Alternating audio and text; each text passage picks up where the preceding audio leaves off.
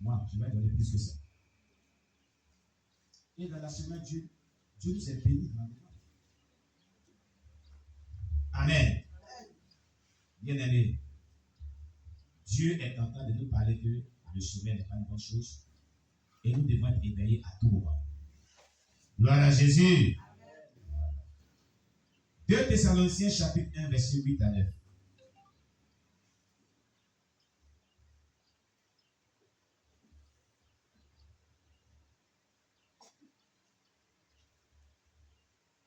Deux Thessaloniciens chapitre 1, verset 8 à 9. Il est dit, dans 2 Thessaloniciens chapitre 1, verset 8 à 9, au milieu d'une flamme de feu, pour punir ceux qui ne connaissent pas Dieu et ceux qui n'obéissent pas à l'évangile de notre Seigneur Jésus-Christ.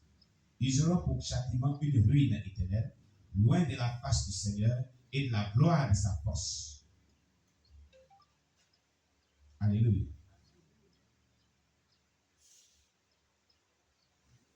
Mais pour pouvoir mieux comprendre, je voulais qu'on lit à partir du verset 6 jusqu'au verset 9. Pour que tu puisses bien comprendre ce texte. 2 Thessaloniciens chapitre 1, verset 6 à 9.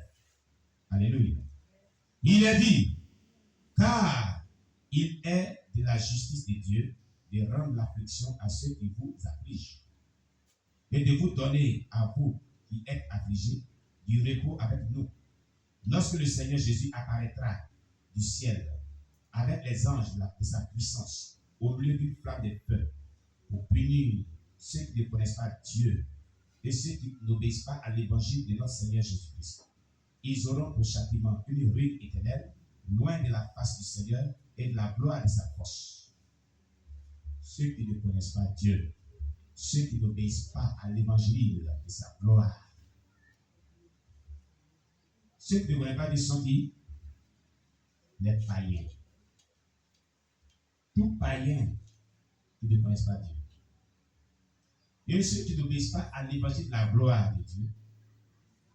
On parle ici des chrétiens qui sont dans la chrétienté mais qui refusent d'obéir à la parole de Dieu. Ils seront punis. Punis par un châtiment éternel. Il a dit qu'ils auront pour châtiment une ruine éternelle, loin de la face du Seigneur Jésus, de la gloire de sa force. Il a dit, pour punir ceux qui ne connaissent pas Dieu et ceux qui n'obéissent pas à l'évangile de notre Seigneur Jésus, ils auront pour châtiment une ruine éternelle, loin de la face du Seigneur et de la gloire de sa force. Une ruine éternelle. Bien-aimé, il ne faudrait pas que tu tombes dans cette ruine éternelle. Il ne faudrait pas que le Seigneur te punisse. C'est pourquoi, pendant qu'il est temps, renonce au péché. Renonce à tout ce qui est mauvais. Renonce à tout ce que Dieu te reproche. Renonce au péché que tu confesses à tout moment. Tu comprends? Alléluia. Que le Seigneur soit béni. Hébreux chapitre 10, verset 26 à 27. Hébreux chapitre 10, verset 26 à 27.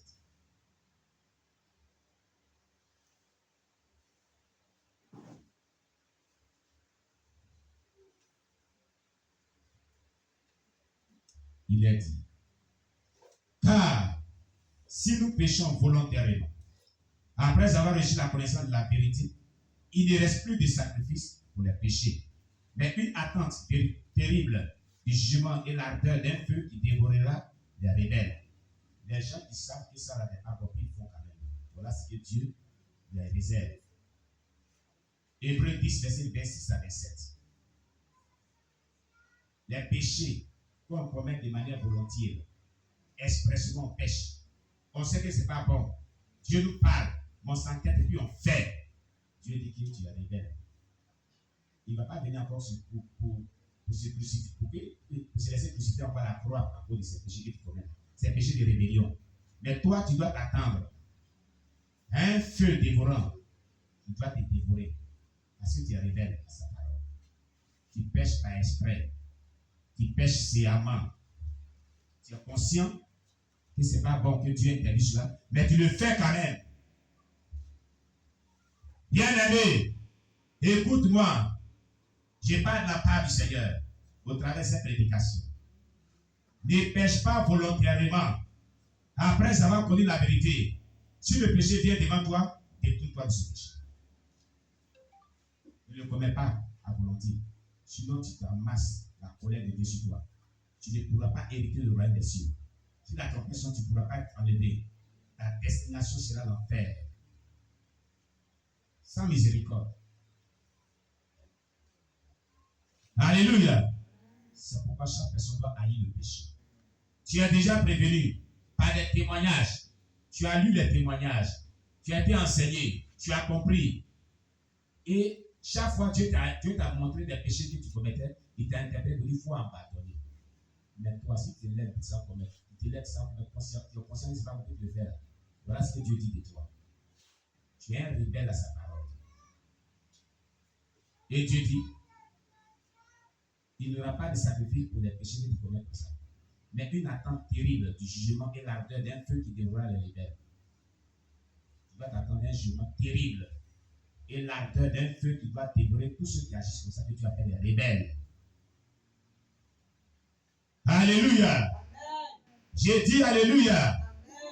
C'est pourquoi pendant que tu écoutes la parole de Dieu, répands-toi, abandonne ce que tu fais que Dieu n'aime pas. Répands-toi, abandonne ton attitude qui n'est pas bonne. Répands-toi, abandonne la sorcellerie. Répands-toi, abandonne la colère. Répands-toi, abandonne le caractère que tu as que Dieu déplore. Laisse cela tomber. Ne désobéis plus au Saint-Esprit qui te parle. Ne discute plus. Ne suscite plus la colère dans le cœur des gens. Ne sois pas une occasion de chute pour tes prochains. Au contraire, aide les gens à vivre dans la sécurité et dans la joie. Alléluia. Amen.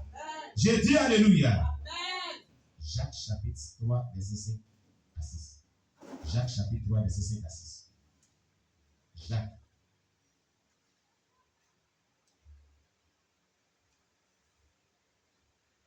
Jacques chapitre 3, verset 5 à 6.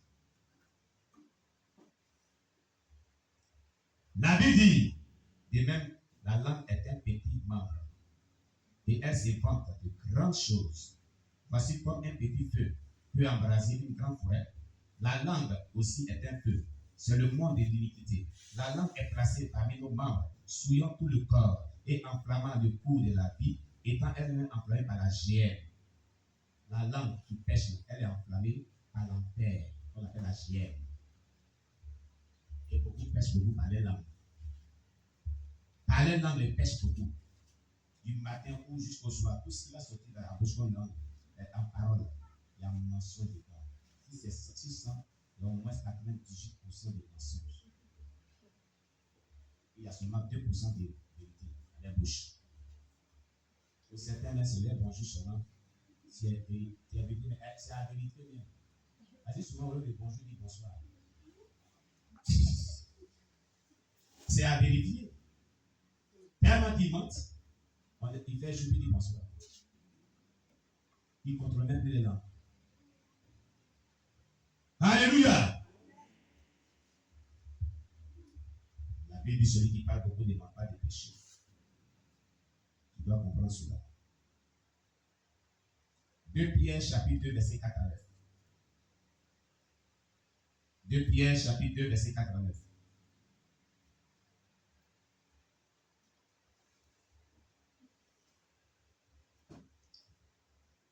Alléluia.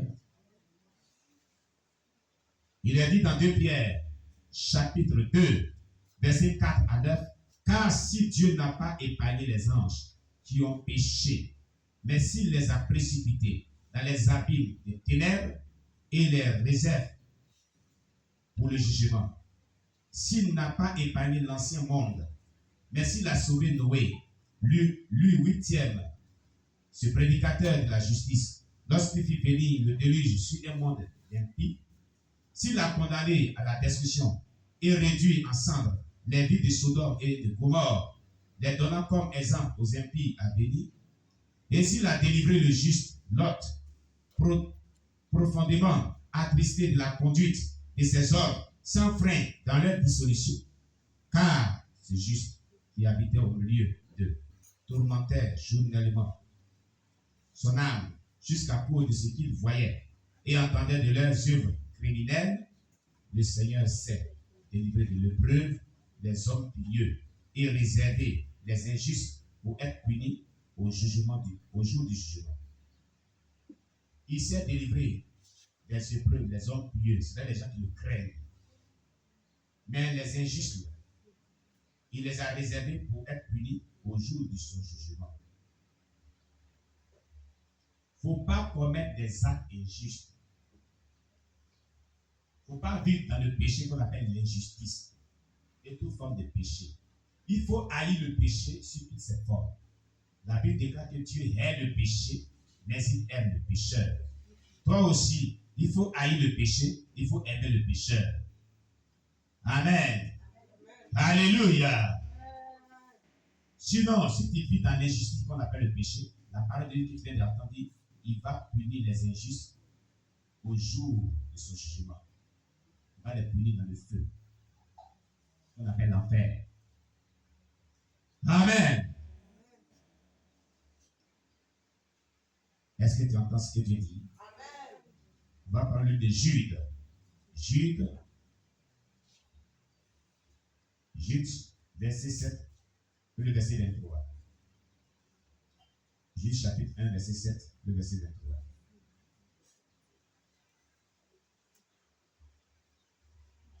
Il a dit que Sodome et Gomorrhe et les villes voisines qui se livrèrent comme eux à l'impudicité et à des vices contre nature sont donnés en exemple subissant la peine d'un feu éternel. On donne exemple la vie de Sodome et Gomorrhe qui sont livrés à l'impudicité. Donc, qu'une peine éternelle attend. Une peine éternelle les attend. Peine éternelle veut dire souffrance éternelle. Souffrance éternelle. Une peine d'un feu éternel. Une peine d'un feu éternel les attend. Il ne faudrait pas vivre comme les gens ont vécu dans l'impudicité. Alléluia. Mais il ne dit pas l'impudicité seulement, toutes sortes de péchés amènent à la peine de feu éternel. Détourne-toi de cela. Jude chapitre 1, verset 6 et le verset 23. Voilà le verset 23. Le verset 23 dit, sauvez-en d'autres en les arrachant du feu. Et pour d'autres encore, ayez une pitié mêlée de crainte, haïssant jusqu'à la tunique souillée par la chair. Dieu dit, sauvez-en d'autres en les arrachant du feu. Il s'adresse à qui? Qui doit sauver les autres? Pour les arracher du feu éternel. Les chrétiens. En quoi faisant? En quoi faisant? En apportant la bonne nouvelle aux gens. Hier était samedi, qui allait évangéliser? Hier était samedi, quels sont ceux qui sont allés évangéliser? Personne. Dieu a fait exprès et puis il a permis qu'il soit là pour voir aussi. Personne n'est allé annoncer la parole. Vendredi, j'étais là aussi. Personne n'est allé annoncer la parole. Comment on peut arracher les gens du feu éternel?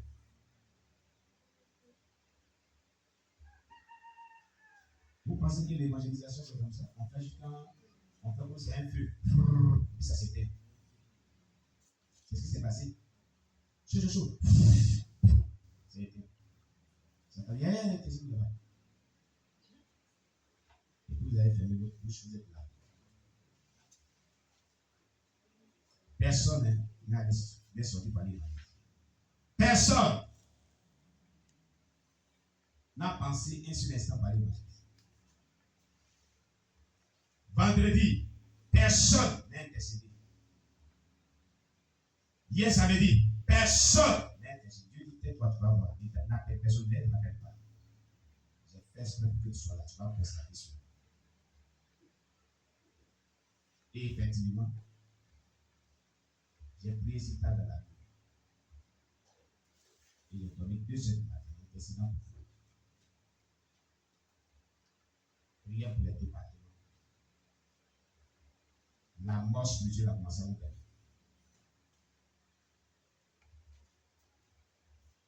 Vous voyez, la mort spirituelle a commencé à vous visiter. Le zèle s'est éteint. Vous avez vu? Mais si la trompette sonne dans ça, vous ne pouvez pas décider.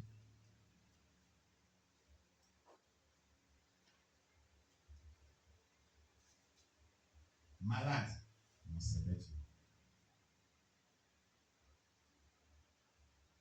Depuis que tu m'as connu, tu m'as pas vu m'asseoir sans servir Dieu. Hein? Qui t'a dit qu'il n'est pas malade aussi? Qui t'a dit qu'il n'est pas libre aussi?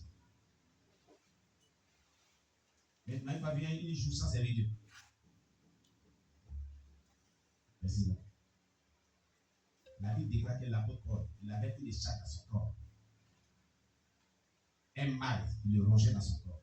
Mais malgré je l'ai servi Dieu.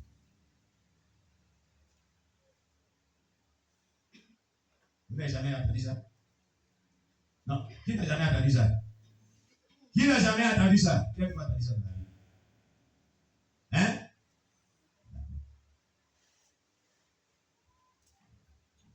Une chose est de commencer à faire ce que Dieu dit. La chose la plus importante, c'est de la maintenir jusqu'au bout. Alléluia. La maintenir jusqu'au bout.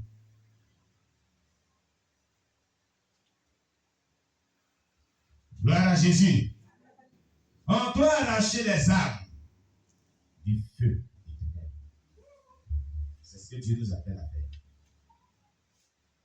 On ne doit pas laisser un seul instant passer comme ça. On a lundi, mardi, mercredi, jeudi, tout ça. Vendredi, samedi. Et pour un petit temps que Dieu donne. Maintenant, la question qu'on se pose, on fait quoi nous juste? Amen. Le nom de Dieu soit béni. Répentons-nous, c'est pas bon. Alléluia. Répentons-nous, c'est pas bon. Matthieu chapitre 3, verset 7 à 10. Matthieu chapitre 3, verset 7 à 10.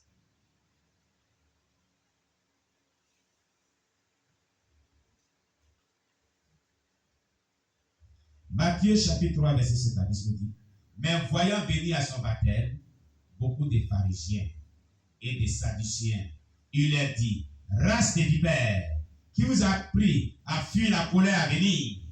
Produisez donc du fruit digne de la repentance, et ne prétendez pas dire en vous-même: nous avons Abraham au Père. Car je vous déclare que de ces pierres-ci, Dieu peut susciter des enfants à Abraham. Déjà la poignée est mise à la racine des arbres. Tout arbre donc qui ne produit pas de bons fruits sera coupé et jeté au feu. Les arbres ici, dans cette parabole de Jean le Baptiste, sont des humains que nous sommes. Si nous ne produisons pas de fruits dignes de la repentance, Dieu va nous couper et nous jeter dans le feu de la géhenne. Et l'enfer. C'est pourquoi produisons des fruits dignes de la repentance. Vous n'êtes pas jeté dans le feu de l'enfer. Alléluia.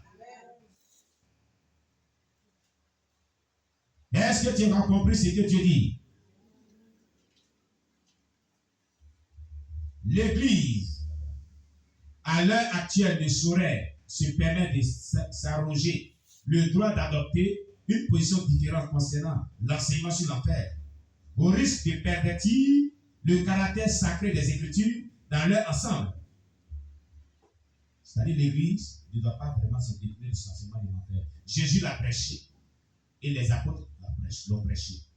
C'est ce qu'on vient de voir. Amen.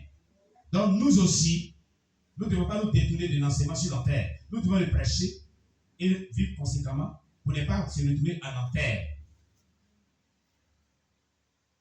Le mot enfer, selon les versions françaises, apparaît au moins 54 fois dans la Bible. Sa traduction en hébreu, Sheol, 30e fois, alors que les interprétations grecques, Gehenna et Tartarus apparaissent chacune respectivement 10 et 12 fois. Son usage régulier dans les Écritures à partir des allusions faites à son sujet par le Seigneur Jésus, ainsi que d'autres personnages bibliques, ne fait qu'amplifier son importance de pouvoir le prêcher, de pouvoir l'enseigner, et encore de pouvoir se détourner de ce chemin de l'enfer. Alléluia. Quand un pécheur meurt, son âme descend en enfer, où il subit des tourments, dans un état de parfaite conscience. L'histoire de Lazare et le pauvre et du mauvais riche est l'illustration parfaite du châtiment éternel réservé aux pécheurs, selon Luc chapitre 16, versets 23 à 24. Nous allons prendre Luc chapitre 16, versets 23 à 24.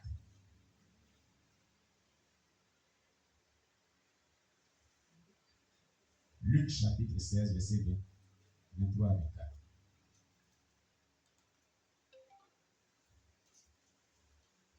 La Bible déclare, dans le livre de Luc chapitre 16, verset 23 à 24, dans le séjour des morts, il leva les yeux, et tandis qu'il était en proie au tourment, il vit de loin Abraham et Lazare dans son sein.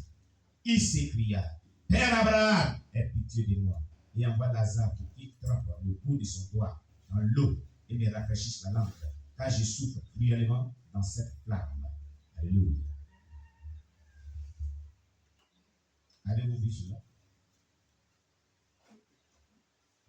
Avez-vous vu cela? Gloire à Jésus.